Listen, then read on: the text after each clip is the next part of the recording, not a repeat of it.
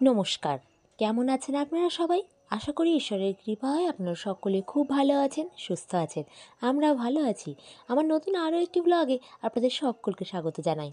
সকালবেলায় সরস্বতী পুজোর দিন ব্লগটা শুরু হচ্ছে।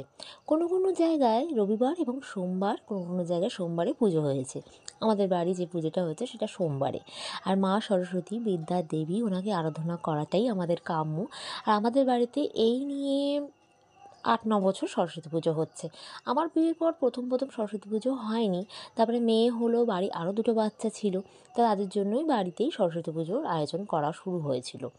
আর বাচ্চারা তো ভোরবেলা কার বাড়ি যাবে, কখন যাবে, অঞ্জলি হবে, এই নিয়ে একটা টানাপোড়েন চলতো। তাই বাড়ি থেকে ঠিক করা হয় কোথাও যেতে হবে না, বাড়িতেই সরস্বতী পুজো করো। তো সেই বছর থেকেই আমাদের বাড়ি মা সরস্বতী আছেন। আর এইভাবে আমরা ছোট্ট করে একটা ডেকোরেশন করি। আর আমাদের পাড়াটা আমাদের এমনই, প্রায় প্রত্যেক ঘরে ঘরে সরস্বতী পুজো হয়। আর এইভাবেই ডেকোরেট করে কাপড়, বেড কভার, এই সমস্ত দিয়ে মা সরস্বতীকে যেন এইভাবেই মানায়। কোনো প্যান্ডেল, বড় বড় প্যান্ডেলে যেন ওনাকে মানায়ই না। আবার আমার সঙ্গে অনেকের তর্ক বিতর্ক লাগবে যে তুমি জানো কত বড় বড় প্যান্ডেল হয়। হ্যাঁ জানি, অবশ্যই জানি কত বড় বড় মা সরস্বতীর আরাধনা হয়। তবে পাড়া গ্রামে এই সমস্ত এইভাবেই মা সরস্বতীর আরাধনাটা করা হয়। আর এখানে এখন অঞ্জলি দিচ্ছি একদম মনোযোগ সহকারে। আর এইখানে যে ধোঁয়া ধোঁয়া একটা ব্যাপার হয়েছে আমার সাথে, সেটা ধুনোরই ধোঁয়া। কেননা ধুনো দেওয়া হয়েছে প্রচুর পরিমাণে, সেই ধোঁয়াতেই আমার ক্যামেরাতে ক্যাপচার করেছে। আর এই যে আমি মন দিয়ে মা সরস্বতীর আরাধনা করছি, যে ধোঁয়া ক্যামেরাতে আসছে বা কিছু, সে সমস্ত আমার দেখার সময় নেই। আর সেটা উচিতও নয়, কেননা খুব মনোযোগ দিয়েই মা সরস্বতীর আরাধনা করছি। তিনি বিদ্যার দেবী, জ্ঞানের দেবী, এই সবের জন্যে। আর পাড়া থেকে অনেক বাচ্চারা, কচিকাচারা এসেছিলো আমাদের বাড়িতে পুজোয় অঞ্জলি দেবে বলে।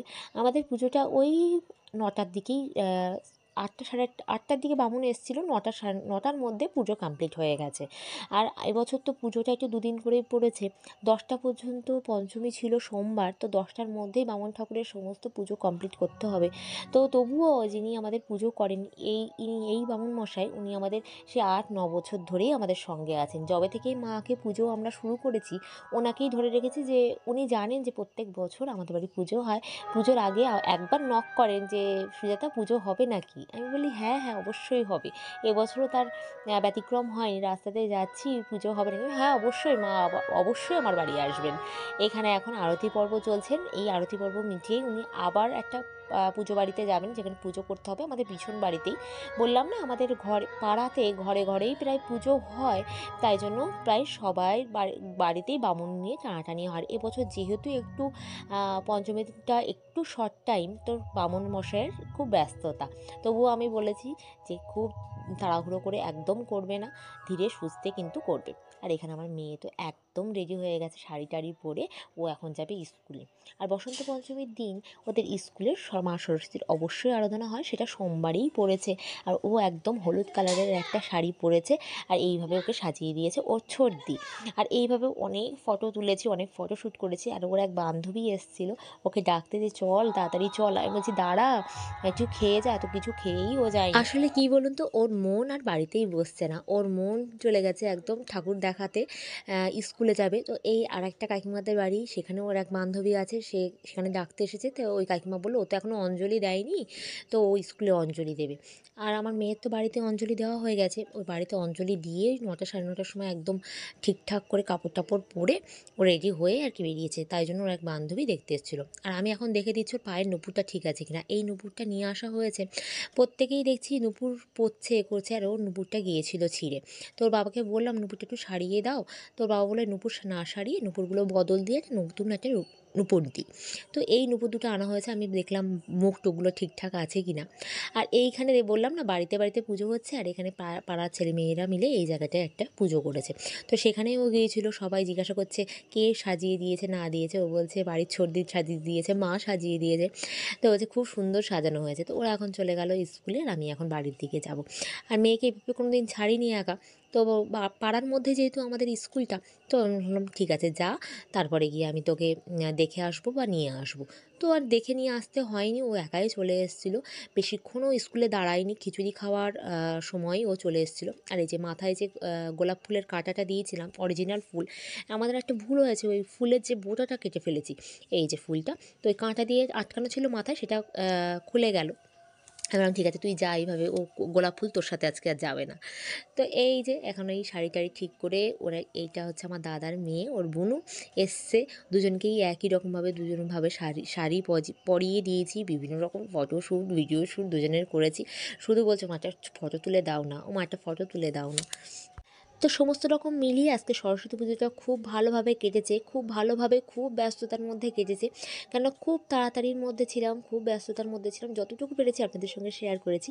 আর এখন এসছি আপনাদের সঙ্গে পুরোটা শেয়ার করতে, মা সরস্বতীকে কীভাবে আরাধনা করেছি, কীভাবে ওনাকে রাখা হয়েছে আপনাদের সঙ্গে একটু দেখিয়ে দিচ্ছি, কেননা যখন পুজো হয়েছে তখন তো খুব ভালোভাবে দেখাতে পারিনি, তো এখন একটু দেখিয়ে দিচ্ছি। এই হচ্ছে আমাদের মা সরস্বতী, এই উনি এখানে এইভাবে আছেন। আর এই ঠাকুরটা পছন্দ করেছে আমার মেয়ে নিজেই, ওর এই বেগুনি কালারের ঠাকুর নাকি খুব পছন্দ হয়েছে, ও নিজেই পছন্দ করে নিয়েছে। আর এই ঝুড়িটার মধ্যে আছে কিছু ফল, যেটা প্রসাদে দেওয়া হয়েছিল, অল্প কিছু আছে, সেটাই আপনাদের সঙ্গে দেখাচ্ছি, আগে তো দেখাতে পারিনি। তো যেটুকু আছে, এই যে ফল টল দেওয়া রাখা আছে, যে যা আসবে এখান থেকে প্রসাদ দেওয়া হচ্ছে, সমস্ত কিছু ঢেকে ঢুকে রাখা হয়েছে, কেন এই বারান্দায় আমাদের আবার বিড়ালের উপদ্রব আছে। আর এই যে বামুন মশাইয়ের সিধে, এগুলো সঙ্গে সঙ্গে দিয়ে আসতে হবে, পঞ্চমীটা ছাড়িয়ে গেলেই উনি বলেছেন দিয়ে আসতে ওনার বাড়িতে। আর এই যেখানে বইপত্র, খোল, হারমোনিয়াম সমস্ত কিছু রাখা হয়েছে। আর এই যে আমাদের ঠাকুরঘর, এখানে রাধারানীকে না দেখালেই নয়, আজকে সমস্ত কিছু শেয়ার করছি ভালোভাবে, তো রাধারানীকে না দেখালে চলে। আমাদের রাধারানীও বসন্ত পঞ্চমীতে হলুদ কালারের শাড়ি পরে হলুদ রঙের সজ্জিত হয়েছে। আপনারা কমেন্টসের মাধ্যমে অবশ্যই জানাতে ভুলবেন না আমাদের রাধারানীকে ঠিক কতটা সুন্দর লাগছে।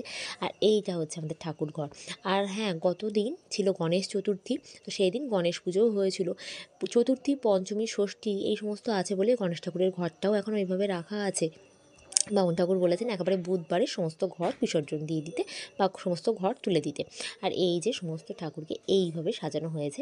তো আপনাদের কেমন লাগলো অবশ্যই কমেন্টের মাধ্যমে জানাতে ভুলবেন না।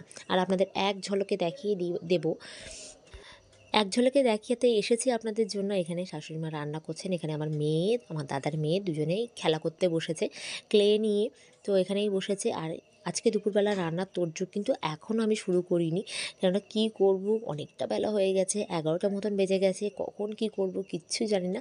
তবে ভাবছি যে দেরি যখন হয়েছে ভালো করেই হোক, ভালোভাবেই একটু দেরি হোক, আপনাদের সঙ্গে যতটুকু পেরেছি ততটুকু শ্যুট করেছি। আর এইখানে খেলা করতে বসেছে, জানো না ছুটি তো পায় না, তো পাড়ার ছেলেপিলে মিলে সব খেলা করতে বসেছে। আর এইখানে হচ্ছে পুর ভরা চলছে। আর আমাদের বাড়িতে দেখেছেন কত মাছি, তো পুর ভরা চলেছে। আপনারা নিশ্চয়ই বুঝতে পেরেছেন মটরশুঁটির কচুরি হবে, তো তার জন্য পুর টুর ভরা রেডি, একদম বেলে দিয়েছি। ওদিকে শাশুড়ি মা ভাজছেন, একদম টোপর টোপর করে ফুলছে। আর ওইদিকে একটু আলুর দম করেছি, আলুর দমটাও আপনাদের সঙ্গে ভালোভাবে শেয়ার করতে পারিনি, আপনাদেরকে অবশ্যই দেখাবো তার কালার কি হয়েছে না হয়েছে দেখাবো, কিন্তু যতটুকু পেরেছি আপনারা একটু মানিয়ে গুছিয়ে দেবেন। আর আমার আজকের ভিডিওটা কেমন লাগলো না লাগলো অবশ্যই কিন্তু আমাকে জানাতে ভুলবেন না। এই হচ্ছে আলুর দম, একদম কষা কষা করে, হাজব্যান্ড বলেছে একদম মাখো মাখো একটা আলুর দম করবে কচুরির পাতে। তো এই হয়েছে, দুটো পাত্রে রাখা আছে, কারণ আমার মেয়ে ঝাল খায় না, তো ঝাল ছাড়া, মেয়ে আর দাদার মেয়ের জন্য ঝাল ছাড়া রেখেছিলাম, ওদের খাওয়া হয়ে গেছে, এইটুকুই আর আছে ঝাল ছাড়াটা। আর আমাদেরকে একটু গরম মশলা টশলা দিয়েছি। আর এই যে হাজব্যান্ডের জন্য বাড়া হয়ে গেছে, ওর জন্য খাবারটা নিয়ে যাব দোকানে, ও তো আর আসবে না। তো এখনও কিন্তু তারা শাড়ি খোলেনি, শাড়ি এখনও পর্যন্ত পরে আছে, প্রায় 11:30 মতন বাজে, এখনও ভিডিও শ্যুট চলছে। আর পাড়ার কত মেয়েরা এসছে দেখুন। এটা হচ্ছে নেক্সট দিন, যেদিন ষষ্ঠী, মায়ের কাছে এখানে এসে আমার মনস্কামনাগুলো মাকে জানাচ্ছি, আর একটু বসে আছি, ভাবলাম আপনাদের সঙ্গে একটু শেয়ার করি। তো চলুন, আজকে তো ষষ্ঠী, কীভাবে ষষ্ঠী পালন করি না করি যতটুকু পারবো আপনাদের সঙ্গে শেয়ার করব। আমার আজকের ভিডিও যদি আপনাদের ভালো লেগে থাকে অবশ্যই কমেন্টের মাধ্যমে জানাতে ভুলবেন না। আর অবশ্যই আমার চ্যানেলটা লাইক শেয়ার কমেন্ট করতে ভুলবেন না, চ্যানেলটা অবশ্যই সাবস্ক্রাইব করে দেবেন। ষষ্ঠীর যে রান্নাবান্না হবে সেটা উঠোনেই এবার ব্যবস্থা করা হয়েছে, এভাবে ইট দিয়ে রান্নাবান্না চলছে, লাস্টে চাটনিটাই বাকি আছে, সমস্ত রান্না হয়ে গেছে। 6 রকম ভাতে ভাত দিয়ে ভাত, পালং শাক দিয়ে বাঁধাকপির তরকারি, চাটনি, পায়েস, বিউলির ডাল সমস্ত হয়ে গেছে, শুধু চাটনিটাই বাকি। এই হচ্ছে আমাদের আমাদের ষষ্ঠীর মেনু। আর এখানে সমস্ত পাতানো বললাম, চাটনিটাই বাকি, তার জন্য কাজু কিশমিশও রাখা রয়েছে। আর এখানেই আজকে একের পর এক রান্না হয়েছে। আমাদের বাড়িতে প্রচুর কাঠকুটো আছে, তো ভাবলাম এখানে গ্যাসে রান্না না করে এভাবে খোলামেলাভাবে রান্না করি। আর পাড়াতে যে যা দেখছে বলছে হ্যাঁ এইটা ঠিক আছে, এইবার ঠিক আছে, এটা পিকনিকের মতন একটা ব্যবস্থা। আর খুব ভালো লাগছে দেখতে।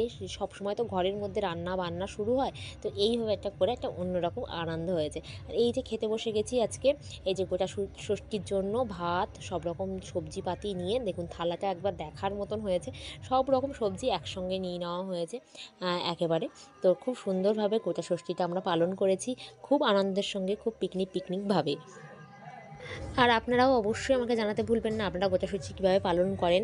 আমরা কিন্তু সারাদিন না খেয়ে একবারই খাই, আর রাত্রে একবার খাবো ষষ্ঠীর ভাত, এই আর কি। আর এই হচ্ছে আমার থালা, মেয়ে বসেছে, মেয়ে মাথায় একটু হাওয়া টাওয়া দিল, যেটা যার নিয়ম আর কি। আর মেয়েকে একটু খাওয়াতে যাচ্ছি, ও তো সেরকম সিদ্ধ সাদ্ধ একদম পছন্দ করে না, তো ওকে দিলাম একটু জোর জার করে, ও তো খেতে চায় না একদমই। তো ও নিয়েছে চাটনি দিয়ে ভাত, ওর পাতের থালাটা দেখুন চাটনি দিয়ে ভাত নিয়ে বসে আছে। আর আমি ওকে মুখে দিতে যাচ্ছি, ও একেবারেই খেতে নারাজ। তো ভাবলাম একটুখানি মুখে নিতে হয়, যেহেতু এটা ষষ্ঠী, এটা তোমার জন্যই, বাচ্চাদের জন্য হয়, সমস্ত রকম বুঝিয়ে ভাজিয়ে একটু দিলাম, এই আর কি। ওর ঠামার পাতার থেকে ও একটুখানি দিতে বললাম যে ও একটুখানি দেন, তো ও ঠামার পাতার থেকে একটুখানি দিল, এই আর কি। তো এটা হচ্ছে সন্ধ্যাবেলা ওই দিন। আর এত ক্লান্ত লাগছে, সারাদিন হয়েছে না খেয়ে বসেছিলাম, গ্যাস মতন হয়ে গেছে একদম, শরীরটা দুর্বল লাগছে। আর একটু নেল পলিশ পরে নিলাম, অনেকদিন পর সন্ধ্যাবেলা বাড়ি আছে এই কারণেই। আর শরীরটাও খুব একটা ভালো লাগছে না বলে দেখুন এক জায়গায় বসে এবার আপনাদের সঙ্গে একটু ভয়েসটা শেয়ার করব। সমস্ত কিছু পড়ে রয়েছে, কাজবাজ কিচ্ছু করতে ইচ্ছা হচ্ছে না। আমার মাথার ওপরে মেয়ে যে জামাটা পরেছিল সরস্বতী পুজোর দিন সকালবেলা, সেটা রয়েছে ভাঁজ করতে। এই যে এখানে প্রচুর জামা কাপড় রয়েছে, এই আলনাটার অবস্থা খারাপ। এখানে আমি যে শুয়েছিলাম তার কম্বলটাও পড়ে রয়েছে। চলুন এইভাবেই থাক, কালকে আবার দেখবো কী করা যায় না করা যায়। আপনাদের সঙ্গে এইভাবে ভিডিও শেয়ার করি না, কাজকর্ম দিয়েই ভিডিও শেয়ার করি, কিন্তু আজকে আর ভালো লাগছে না একদমই। আপনারা একটু মানিয়ে গুছিয়ে নিয়ে নেবেন। চলুন আজকের মতো ব্লগটা আমি এখানেই শেষ করছি। আপনারা সকলে সুস্থ থাকবেন, ভালো থাকবেন, সাবধানে থাকবেন, নিজেদের খেয়াল রাখবেন। আজ আসি, দেখা হবে আপনাদের সঙ্গে নতুন কোনো ব্লগের মাধ্যমে। আপনারা সবাই খুব ভালো থাকবেন এবং সরস্বতী পুজো কেমন করে কাটালেন অবশ্যই বলবেন। আর আমার পিছনে যে গানের ব্যাকগ্রাউন্ডে সাউন্ড আসছে, সেটা হচ্ছে আমাদের পাড়াতে যে পুজো হয়েছিল তার সেখানেই আজকে আর কি নাচের অনুষ্ঠান আছে, তো সেখানকারই একটা আওয়াজ আসছে হয়তো। তো আপনারা একটু মানিয়ে গুছিয়ে দেবেন, আপনারা তো আমার ফ্যামিলিরই লোক। চলুন আজকের মতো আসি, দেখা হবে নতুন ভিডিওতে। নমস্কার।